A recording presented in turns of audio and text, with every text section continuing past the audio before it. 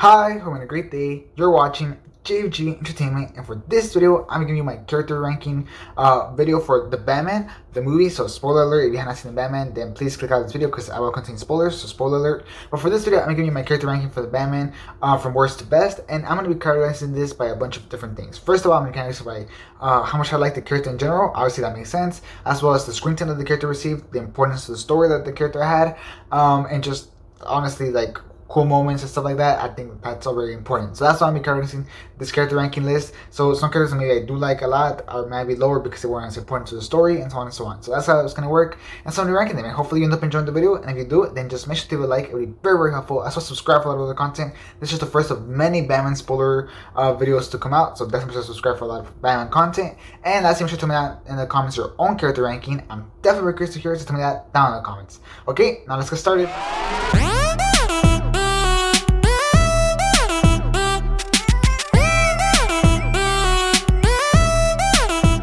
Alright, so starting with my first honorable mention and the only honorable mention, and that is going to be the Mayor. And the Mayor is actually a really nice character who was in the movie for a little bit. It was only like maybe 5 minutes at most, but she did leave an impression on me. I thought she was a very nice character. Whenever she talked to Bruce in the funeral, where she was trying to get him to participate more into Gotham and to help make people's lives better. Thought that seemed really worked. And then at the end, whenever they were in her campaign and the flood happened and she was trying to help people get to the rescue and she got shot and everything, I thought she really left an impression on me, especially since she's one of the only good people in Gotham still left. I thought that's part of the reason why she really left an impression on me. So I'm definitely very happy that she's that good. I really do enjoy her, and that's why she's my honorable mention, because she did leave an impression on me.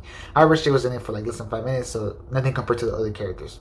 Alright, let's go start with my actual list, and at number 7 I'm gonna have Falcone. And Falcone is what ends up being the actual main bad guy of the story, or the big bad behind everything, except for the Riddler, but the big bad in general, because he was controlling all the strings from Gotham. He has everything already under his pocket, basically. It was all corrupted and everything, and that's all from Falcone, who was the rat because he snitched somebody out and then he took over the drug thing and everything. So Falcone is technically the big bad, and he was intimidating. He really was. He was intimidating. He was scary. I thought the actor did a great job playing him. I thought like he had a personal bond with Bruce very well. I thought he had a really nice bond with Catwoman as well. So he was really intimidating. I think it was really cool. I really like the scene whenever he's telling Bruce about how whenever they were younger, whenever he was younger, he came shot to his house, and they had to like his dad helped him at first. He did surgery on him or whatever, and Bruce saw all of it from the balcony or whatever. So that was really, really good. I thought that whole scene was really good. So in general, I think that Falcone was a nice villain to the story. I really did like him. However, he didn't leave like a big impression on me. Like, I didn't think he stole any scene or nothing. I didn't feel like, ooh, he just popped out of the screen. I never felt that way. I thought he always stayed in character, which I think is good. Like, it was always really nice, but nothing really impressed me. No, there was not one scene where I was like, ooh, this guy is like amazing. No, I thought he was just like a really smart psychopath that knew how to play the game, but it just nothing was really impressive, which is why he's at number 7. Still a really good character. It's just that this movie is full with great characters. Alright, moving on to number 6, and that is going to be the Riddler. And the Riddler is surprisingly low in the list, actually, even for myself. I never thought I was gonna put this low.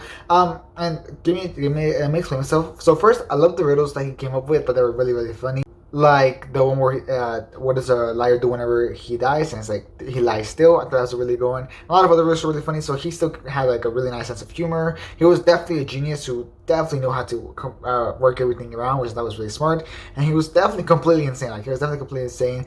There was a great performance to him, especially in that interrogation scene with Batman. There was a great performance. I thought it was a really, really nice performance. He was definitely very like psychotic, and like whenever he went for the kills and he was like hitting everybody, you could feel like, oh, this guy is like scary. You can tell like he wasn't like the strongest guy, but it was still like, oh yeah, like he still gave me the chills, you know what I mean? So he definitely did his job. However, I feel like once we saw behind the mask, he kind of changed a little bit. Like, I feel like he kind of went down spots because he kind of felt like a crybaby, you know. Like, I feel like he was like kind of a crybaby. Whenever his plan went wrong, he was like crying to random things. So I thought, and ultimately ended up feeling like he was a crybaby, you know what I mean? Which kind of brought him down. It doesn't change the fact that he was really intimidating and really good at his job and incredible, you know what I mean? But it just kind of brought him down. It kind of brought this like huge, bigger to life type of character that's like really terrorizing Gotham to this one guy that's just kind of like this lonely, broken childhood guy who's really envies Bruce Wayne, and who really hates corruption. and the one that cries after his plan goes wrong. Basically, it kind of just brought him down. I didn't really love him, so that's why he's not this slow. Overall, the Riddler himself, like before we find out who he is, I think it's really really nice, and that was a really cool thing. But after I thought he just went down in spots just because I felt like he was such a crybaby. That's basically it. All right, moving on to number 5, and number 5 is Alfred, and I loved Alfred in this movie, even though he had so little screen time, which sucks. That's the reason why he's this low, because he really had so little screen time. However, I think he was an amazing character. Alfred is just one of the most empathetic characters in general, just because of how much he cares for Bruce, even though Bruce doesn't care enough for himself. So I really love that. However, like I said, he's really in the movie because Bruce Wayne himself is really in the movie, so that makes sense. But the scenes that he was in the movie were really, really touching, especially the scene in the hospital after he got blown up. Basically, that was an amazing, amazing scene, like super, super good from both Bruce's and Alfred's side. So I really, that scene really put him up a spot because I thought that scene really, really worked. I love Alfred's kind of relationship with Batman. I thought it worked really, really nice in general. So I really did like Alfred. I wish we would have seen more of him. I feel like he should have been in the movie more. The movie was already long as it is, so I don't know where they could have fit him. But I feel like he should have been in the movie even more because he was such a great part of the movie for me. And his relationship with Bruce was some of the best things I've seen from the Batman. So I really, really did enjoy this character. However, like I said, the screen time was just minimal, which is why he's at number 5. But still a great, great character that I really hope to see more of. And Andy Serkis did a great job playing him, especially in the hospital scene. And whenever he's talking to Bruce about how he really tried his best with him and everything, I thought that all went really, really nice. So that whole scene really just made me feel so much empathy for him, and he was such a great, great character, and such a great caring character, honestly. So that's why he's at number 5. All right, moving on to number 4, and number 4 is going to be Penguin. And Penguin was such a fun character. That's the best way I could describe him. He was just such a fun character. Colin Farrell, if I'm right, that's the actor's name, did a great job playing him. Unrecognizable, I'm gonna be honest. Like the makeup really did wonders. Like wow.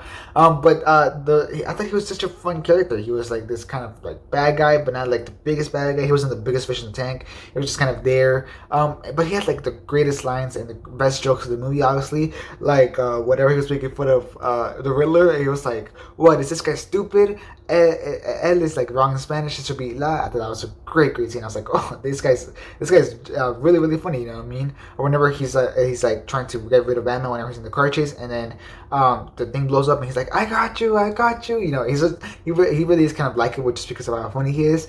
So I really did like him. I really thought his performance was amazing. Never really thought I knew how they could make Penguin work, and this is a great way to make him work. Like it really, really was nice. The performance was just incredible. I feel like the performance was the thing that really kind of brought his character to a different level. I thought the performance was amazing, and just the lines that they came up with him to say, the one-liners that they came up with him to say were really, really good. So yeah, that's why like whenever Batman's interrogating him about the picture, he's like, "Oh wait, that's the mayor." Great lines. You know, those are great, great, great lines. So I really did like the Penguin. However, he wasn't that crucial to the story. He was more like a setup to be a bigger bad for future stories. Here he was just like there, but he'll eventually get to be the biggest bad. So that's why he's a little bit lower than the other 3 characters that I still have on this list. However, he's just a fun character, and I cannot wait to see him in the future, especially with that Penguin spin-off that apparently is rumored to go on. I'm all hyped for that, and I'm done to see that. So definitely sign me up for that, and I really love this character. All right, moving on to number 3, or my 3rd spot, and that's going to be Catwoman. And Catwoman was such a good surprise. I usually was never really a big fan of Catwoman. I always felt like Catwoman kind of felt like a weird extra character. I don't know, something about Catwoman has never really worked for me. And this movie, she actually really worked very, very well. Part of that is due to Matt Reeves directing, as well as Zoe Kravitz's portrayal of the character. I thought she did a phenomenal job portraying the character, like a really, really good job.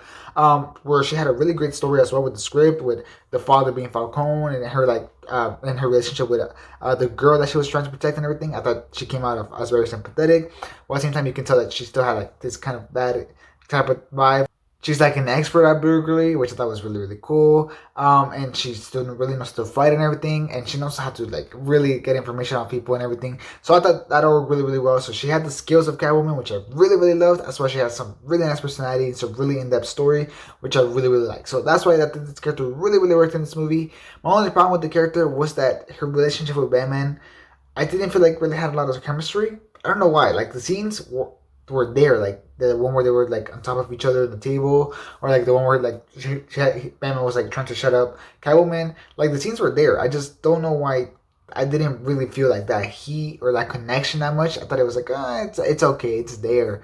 Like I can see where it is, but I wasn't really feeling it like, oh my god, this is like super like, oh my god, these guys are so totally into each other. I wasn't really feeling it like that.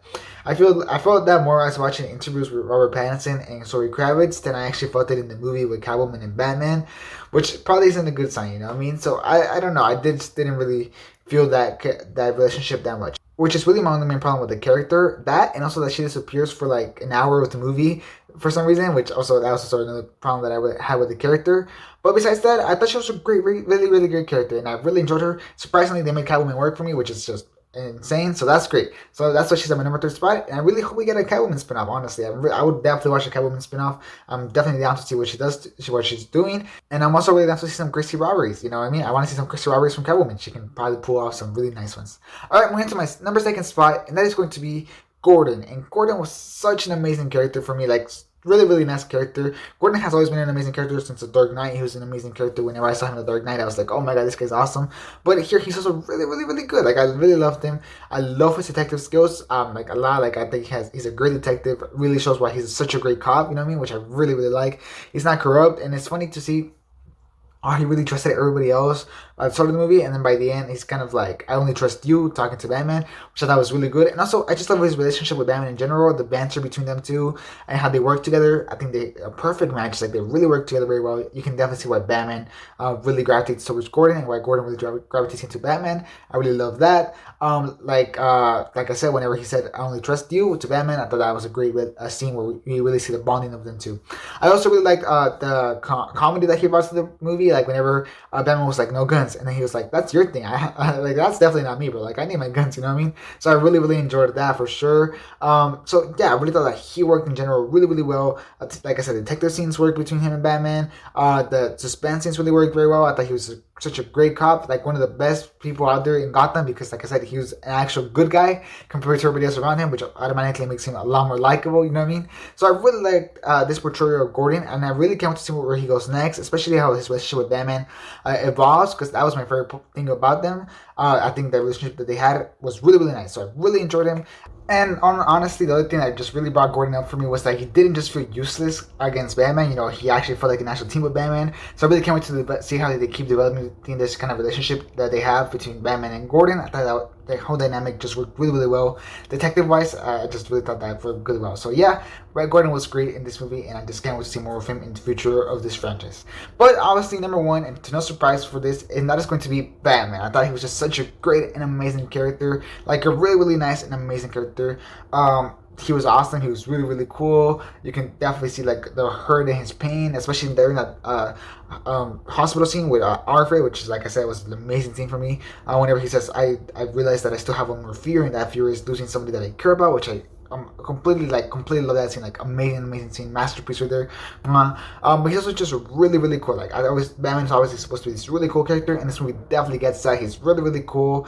I really love the way that the movie understands him, and I love the transition between the very story where Batman's like, I'm vengeance, and he's like, I use fear to stop crime and everything, towards the end where he's like, I got to do more than just instill fear. I got to give people hope. You know, people that hope that times are going to get better and everything, which I really, really love. So yeah, I really love the way that they really developed Batman throughout this movie. I think it was very, very nicely developed through his whole situations. I really love his detective side as well. Like, it's something that we usually never see from Batman. You know, he's a great detective all the time. We don't really see him do a lot of detecting, and this movie we definitely got to see that, and I completely loved that. I was like, yes. And like I said, he was such a cool scene stealer the whole time. Obviously, he's a character, which makes sense. But I really thought that he played off very nicely with other characters. Even with Catwoman, I just didn't really feel like they were romantically involved. I just felt like they were more like really great co-workers. I don't know. We'll see how that keeps going on. But I really did love that, man. I really did think that he was an amazing portrayal.